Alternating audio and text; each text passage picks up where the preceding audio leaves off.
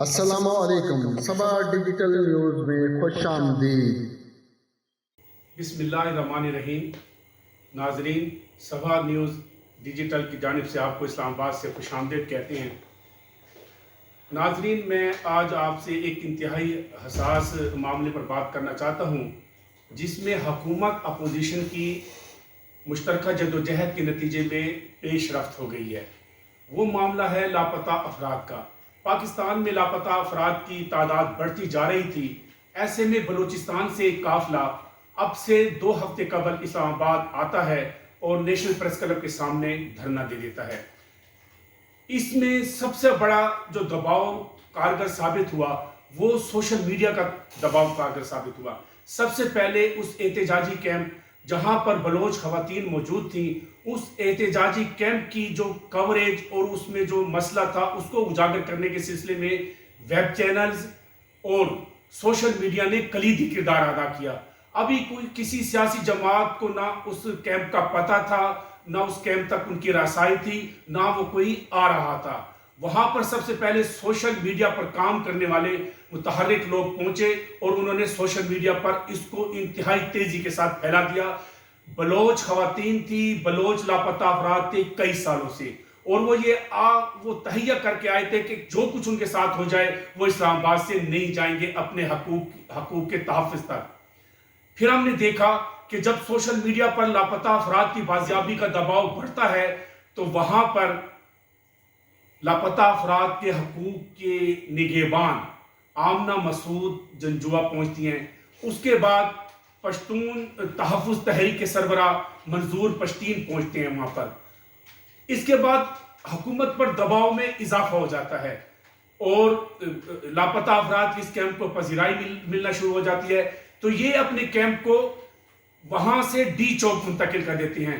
D چوک پر پھر آپ نے وہ منظر بھی دیکھا کہ پاکستان مسلم لیگ نون کی نائب صدر مریم نواز شریف اپنے دیگر ساتھیوں کے ہمراہ ڈی چوک پہنچتی ہیں۔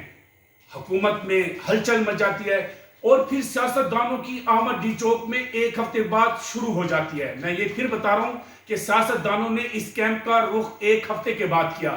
اس کے بعد یہاں پر پی ڈی ایم کے ترجمان افتخار حسین پہنچتے ہیں۔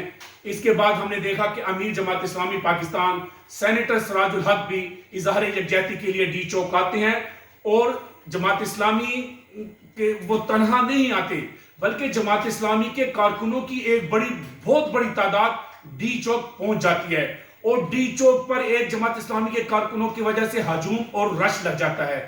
وہاں پر سراج الحق صاحب اعلان کرتے ہیں کہ جب تک یہ دھرنا رہے گا خوراک اور رہائش جماعت اسلامی کی طرف سے دی جائے گی، اور اس سلسلے میں انہوں نے جماعت اسلامی ضلع اسلام آباد کو ہدایات بھی جاری کی تھی۔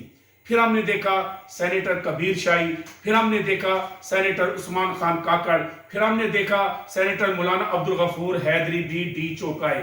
جب اپوزیشن کی تمام بڑی جماعتوں کی جانب سے احتجاجی کیمپ کی حمایت کر دی گئی تو 12 دن کے بعد حکومت میں تھوڑی بہت ہلچل پیدا ہوئی، اور اگلے دن وزیر انسانی حقوق 13 دنوں کے بعد، میں پھر آپ کو بتا رہا ہوں یہ واحد حکومت ہے جو ہر مسئلے میں ہر معاملے میں تاخیر کرتی ہے، 13 دنوں کے بعد ڈاکٹر شیریں مزاری ڈی چوک وزیر اعظم کا پیغام لے کر پہنچتی ہے۔ دیر آیت درست آیت، کیونکہ انتہائی حساس معاملہ تھا۔ اس بلوچ احتجاجی کیمپ کی بازگشت برطانیہ، امریکہ اور فرانس کے میڈیا میں بھی سنائی دے رہی تھی۔ وہاں بھی ویب چینلز پر تیزی کے ساتھ پاکستان کے اس مسئلے پر گفتگو شروع ہو گئی تھی۔ ڈاکٹر شیریں مزاری نے نصیر بلوچ اور خواتین بلوچ رہنماؤں سے بات کی اور کہا کہ وزیر اعظم ان سے ملنا چاہتے ہیں اور ان کی بات سننا چاہتے ہیں۔ انہوں نے فہرستیں طلب کر لی ہیں۔ فہرستیں اگرچہ حکومت کے پاس موجود ہوں گی کیونکہ پاکستان ایٹمی ملک ہے، یہ نہیں ہو سکتا کہ ہمارے اداروں کے پاس لاپتہ افراد کے بارے میں معلومات نہ ہوں۔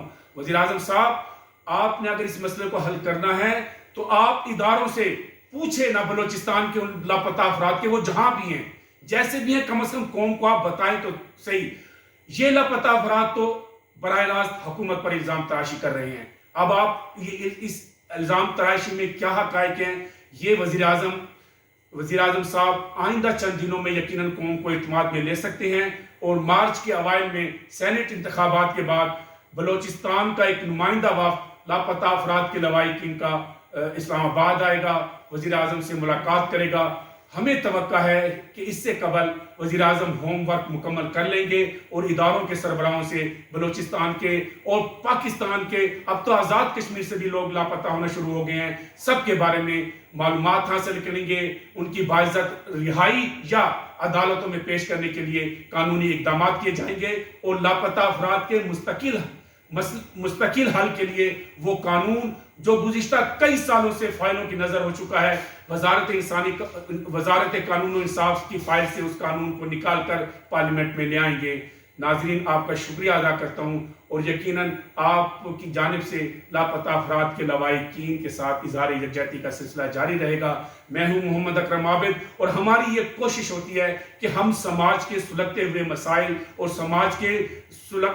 समाज की मुश्किलात से आपको आगाह करें, क्योंकि कलम, कैमरे और किताब की ये जिम्मेदारी होती है कि वो अपने माशरे के हकूक़ का तहफ़्फ़ुज़ करे। शुक्रिया।